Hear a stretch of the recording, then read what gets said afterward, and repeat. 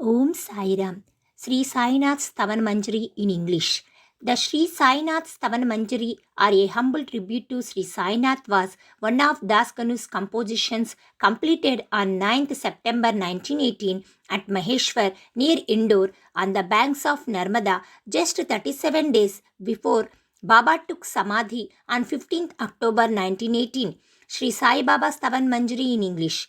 I bow down to Sri Ganesh, O Mayureshwara, you are the one on whom we depend, O son of Gauri, the all-knowing, O you inconceivable one, you with an immeasurable belly, protect me, O Sri Ganapati. You are the first and foremost of all Ganas and of all the deities. Therefore, you are called Ganesh. You are acknowledged by all the Shastras. You of sacred countenance, O Balchandra, O Sharada, goddess of speech. You are the mistress of the realm of words. Because of your existence, all worldly transactions are carried on. You are the deity revered by all the authors. You are eternally the pride of this nation. Your infinite power prevails everywhere. I bow to you, Jagadambe. You are the supreme spirit and beloved of the saints. Incarnation in human form of Pandariraya, you are the ocean of kindness and infinite compassion. O Panduranga Narahari, you who control the world like a puppeteer with his strings, you are omnipresent. All the sciences and sacred books are still delving to plumb the essence of your nature. Those who are pedagogies, to them you are not revealed.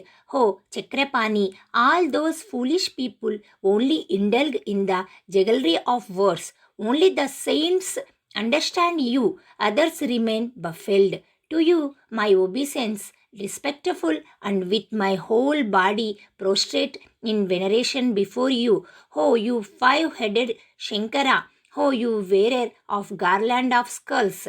Oh, you blue-throated Digambara, oh, you Brahma Rupa Pashupati, one who recites your name all the time. His worldly adversities are immediately dissolved, such as, oh, Dhurjati, the power of your name. With obeisance at your feet, I am writing this pain of praise. Help me always to complete this mission. Oh, you Nilakantha, the blue-throated one. Now let me bow to the son of Arti,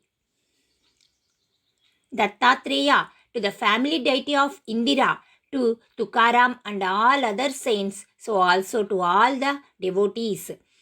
Hail, hail to you, Sainath, Redeemer of sinners and merciful one. I lay my head down at your feet. Now give me your protection. You are the whole world, the abode of bliss. You yourself are Vishnu, the paragon among men, one whose wife is Uma. You are also that enemy of Cupid. You are God in human form. You are the sun in the sky of knowledge. You are the ocean of kindness. You are the antidote for worldly melodies. You are the Chintamani of the poor and the downtrodden. You are the divine purifier for your devotees. You are the raft for those drowning in worldliness. You are the refuge of the timid. You are the very cause of this creation, that which is pure Chaitanya. You are that very treasure of compassion. The universe is only one of your Leelas. You are not born. Death also does not affect you. This is the final conclusion which one arrives at after thoughtful search. Birth and death, these concepts are born of ignorance. From both you are free, O Lord, of course. If water appears as a spring, does it imply that its source is there? It existed already, full and flush, merely sprang up from with the earth. Water that springs up in a hollow is therefore so described or named. A spring becomes its proper name. Without the water, it is only a hollow. To spring up and to dry up and disappear, this is not the nature of water, because the water of the spring has no importance for the hollow it fills. It is only the hollow that is mistakenly proud of itself, rather than the water that filled it. Therefore, when the water dries up, the hollow becomes impoverished. The human body is really like the hollow water bed. The spirit is like the pure clean water of the spring. Although there are innumerable such hollows, the essence is the same in everyone. Until now, who are without a beginning, I said to you, merciful one, to destroy the mountain of ignorance, please become the thunderbolt of Indra. Until now, such hollow beings have existed in large numbers on this earth. Many more exist even now, and in the future, as time goes by, many more will come. Each such hollow is given a separate and different name and appearance. That is how in this world they are identified. Therefore, to distinguish that spirit in terms of you and me is not proper, because as there is no duality, that itself is most surely the spirit, and since the spirit truly encompasses the whole world, then the you and me, the duality concept, how can it possibly be entertained? Water latent in the clouds is all the same, but when it descends upon the earth, it assumes different forms. That which falls in the Godavari bed is known as the river Godavari. That which falls into a well does not have same worthiness or prestige. Saints are the river Godavari, and you are the water in it. We are the puddles, wells, and lakes. That is the difference between us. For the fulfillments of our lives, we must surrender to you, always with folded hands, because you are the embodiment of piety. It is due to its waterbed that the waters of Godavari have become holy. Considered merely as water, it's the same everywhere. The bed of Godavari that is considered as truly sacred owes all its sanctity to the quality of the land through which is its flows. The water latent in the clouds does not alter that part of the earth on which it falls. Yet, that very part of the earth is called Godavari by the scholars of the sacred books. Where the water has fallen elsewhere, it has acquired the qualities of the soil on those places. Contaminated, bitter, salty it becomes, though originally sweet. Same is the case with you, O Guruvara, in whom there is no impurity of the six vices. To that holy form, this title saint is befitting. Therefore, saints are Godavari, so full of grace. Amongst all the beings, your place is the highest. From the beginning of creation, Godavari has been in existence. It has been full of water, and it has never lacked it till today. Look, the enemy of Ravan came to the banks of the Godavari, but its water has flowed, and the water at present is not the same as old water. The bed alone remains the same. The water have flowed into the ocean. The sanctity is eternal of the river bed to this day. Each year, the old waters go and the new flow into the river bed. It's the law, as you know. A century is like a year. The sages of the century are like the flowing waters, while the great souls are like the waves on the water. Of these saints who are like Godavari, in the early centuries there was a great flood of Sanandan, followed by Narada and Tumbur, Dhruva, Prahlad, powerful king Bali, Shebari, Angad, Vayukumar, Vidur, Gopi, Gopika. Thus many came the present time in each of the centuries of the fast. The floods came repeatedly, which I am unable to recount. In this present century, the sacred Godavari has for certain flooded this land in your form, O Sainath. Therefore, at your divine feet, I make obeisance. Maharaj of my faults, take no notice, I plead. I am a poor, wretched, ignorant man, the greatest of sinners, ridden with vices, but do not cast me off. The inherent defects of iron are ignored by Parisha. The small streams of the village, Lendi and Hole, are not rejected by the Godavari. I am full of vices within by your merciful glance. Do quickly destroy them. This only is the plea of Das. If after coming in contact with me, Parisha, the iron's inherent defects do not change, Guruvara, then it is to the discredit of the Parisha. Don't let me be a sinner. Don't be little yourself. Look, your Parisha, I am the iron. My discharge is your concern too. A child always commits mistakes, but a mother does not scold. Remembering this, grant me your grace. O Sadguru Sainath, you are my Kalpataru. You are the means for crossing this worldly ocean. You alone are so undoubtedly. You are the Kamadhenu. You are Chintamani. You are the sun in the sky of knowledge. You are the great mine of virtues. Oh, you are the ladder to heaven. Oh, purest one. Oh, embodiment of peace and bliss. Oh, the supreme self. Oh, the non-dual one, the ocean of knowledge. Oh, incarnation of the supreme wisdom, the best among men. Oh, abode of forgiveness and peace. Oh, refuge of devotees. Bless me, bless me. You are the Sadguru Machindar. You are the Mahatma Jalandhar. You are Nivruttinath.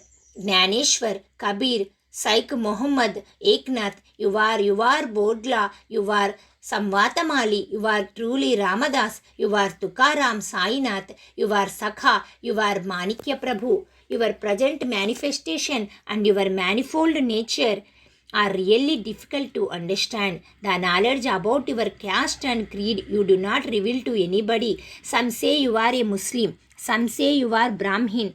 Thus, like Krishna, you too are inscrutable. Having observed Sri Krishna, different people called him by various names. Some call him Edubhushan, some call him a cowherd, Yashoda called him a darling, Kamsa called him a great evil, Uddhav called him beloved, Arjun called him omniscient. Thus, O Guruvara, to you, according to each person's conclusion, based on his mental attitude, names are given by them. The masjid being your dwelling and your ears are not being pierced, nothing you are offering the Fatiha to call you a Muslim is logical. Similarly, considering the worship of fire as done by you, Lord of Mercy, my own conclusion is that you are a Hindu. But these superficial differences would interest only pedagogies. But for those devotees desirous of knowledge, they are of no consequences. You are Brahma itself. Caste and creed have no relevance to you. You are the Guru Supreme. You are the creator of this world. There was Hindu-Muslim rivalry. Therefore, to bring about unity and amity, the masjid and the fire worship were embraced by you to show your Leela to the devotees. You are beyond caste and greed. You are Brahman, the essence of truth. You are that. Verily, you are beyond human conception. Giving free rein to surmises and conjectures, arguments have flourished about you. There, my insignificant words, how will they prevail? But when I behold you, I cannot remain silent, because for encomium words are normally the only means. Therefore, by means of words, whatever description is possible, that I will always prefer with your grace. Saints I reckon higher than gods, for distinctions such as mine and thine find not a place in their proximity. Hiranyakashipu and Ravana were killed because of their hatred of God. Such a deed had never been done by saints. Kopichin in the heap of garbage buried Jalandhara, but that sage had no rancor for that act. On the contrary, the king was delivered from the material world and was immortalized. Such is the prowess of the saints. It is indescribable. Saints are the sun, their grace is illuminating. Saints are as pleasing as the moon, their beingness is as gentle as moonlight. Saints are the soothing musk, their blessings are like its fragrance. Saints are the juicy sugar cane, their blessings are like its sweetness. Saints towards the good and the bad are the same definitely. On the contrary, their love for the sinners is immeasurable. In the waters of Godavari, only the soiled clothes come to be cleaned. The clean ones in a trunk remain far from the Godavari banks. Even that which remained in the trunk came once to be cleaned thoroughly on the Godavari banks. The darshan of your feet is like a bath in the Godavari. Wash away my sins, O Samarth, and purify me.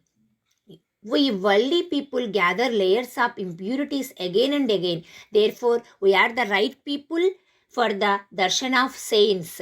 In the abundant water of the Godavari comes the wash to be cleansed at the ghats. If it is really left unattended, then it is a discredit to the Godavari. You are the cool, shady tree with abundant foliage.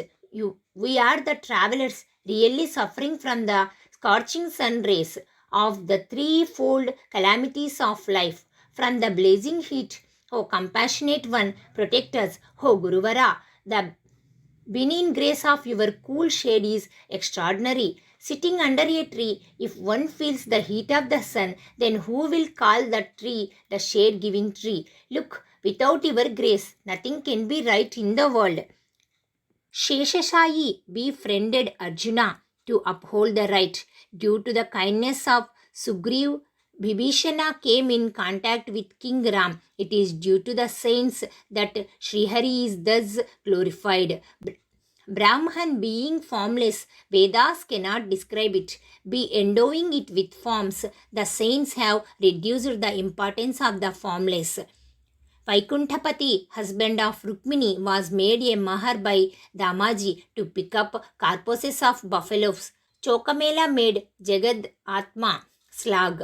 Knowing the prowess of saints, Jagjivan labored by carrying water. Saints have truly lorded over God Himself, who is eternal truth. Knowledge bliss. There is no need to speak more. You are our mother and our father, O Sadguru Sainath, dweller of Shridi village. Baba, your leelas no one can comprehend. Then my plebeian speech, how can it do justice, tell me? To save the sinners, you came to Shirdi.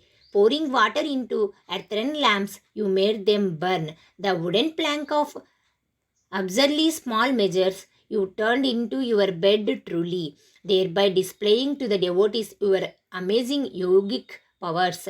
The barrenness of many women you have completely dispelled. The disease of many you have cured with the Yudi.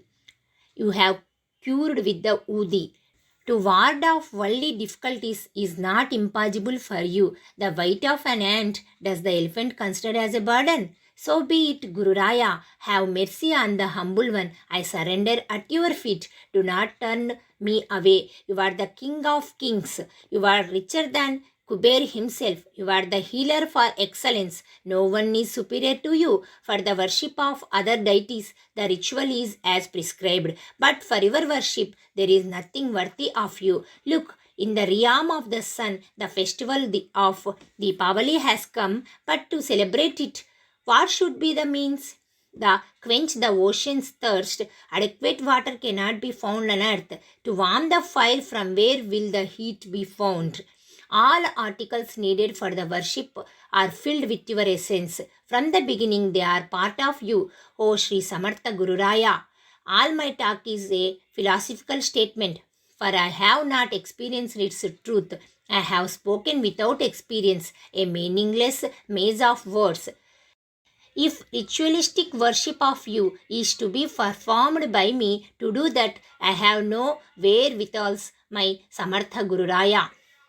Mostly with the help of my imagination only will I worship you. That worship itself, oh compassionate one, do I accept from this slave.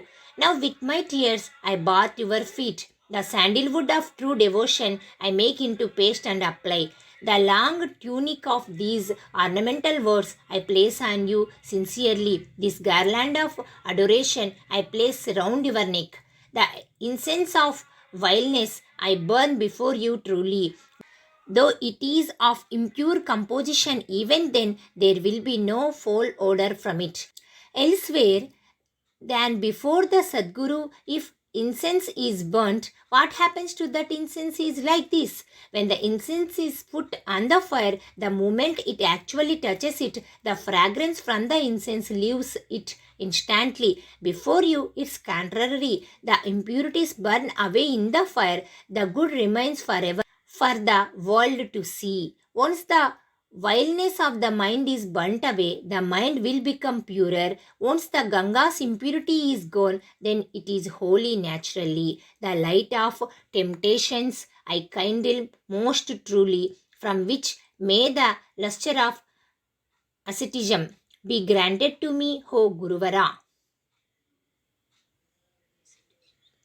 The throne of pure faith I offer you as a seat, and receiving it, accept the offering of devotion. You partake the offerings of devotion, give me the essence, because I am your child. I have a claim on your milk. My mind is my monetary offering that I offer to you. Therefore, the credit or discredit of any action will no longer be mine. Now, most humbly and devotedly, I do obeisance to you. Please accept it, O divine Sainath.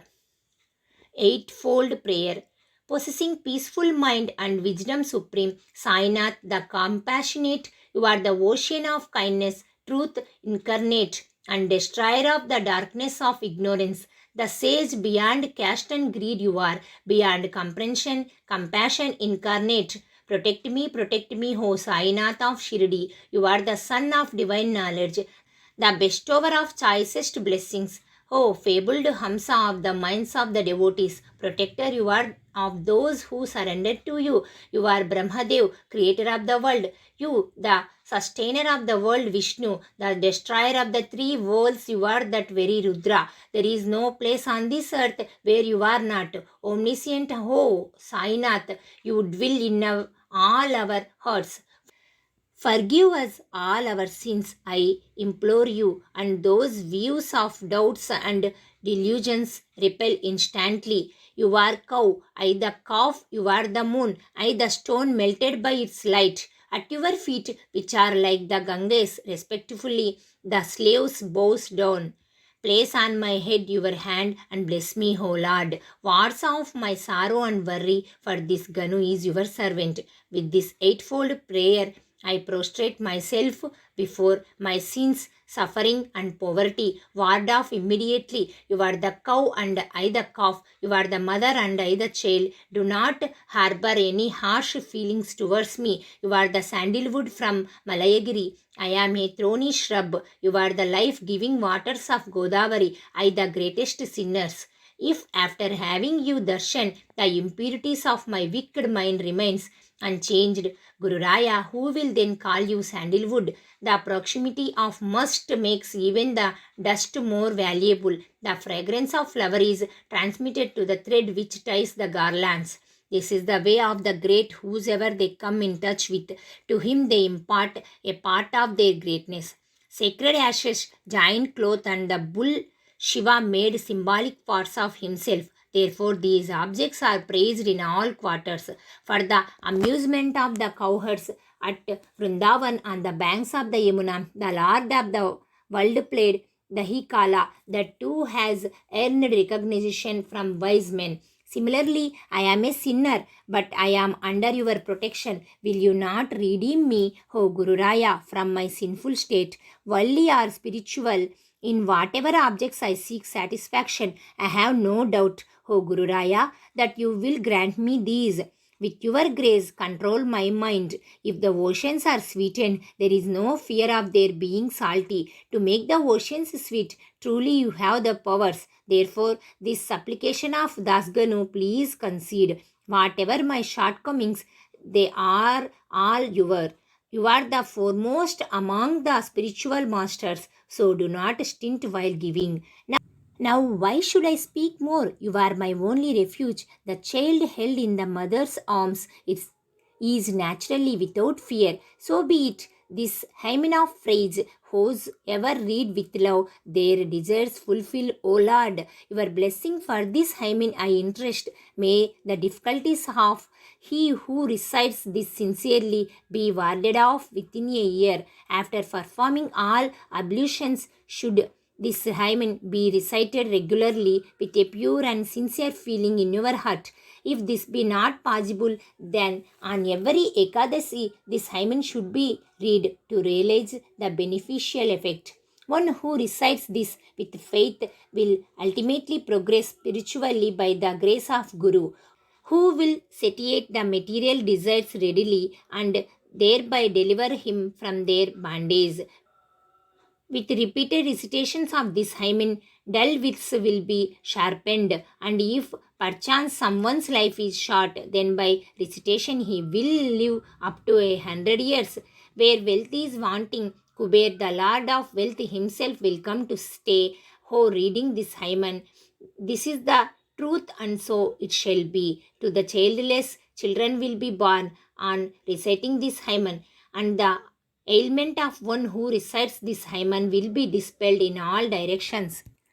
Fear and worry will disappear, prestige will increase. He will realize the imperishable Brahma with the regular recitation of this hymen. Regarding this hymen, oh wise ones, have faith in your hearts about the efficacy of this hymen and give no place to doubts and misconceptions.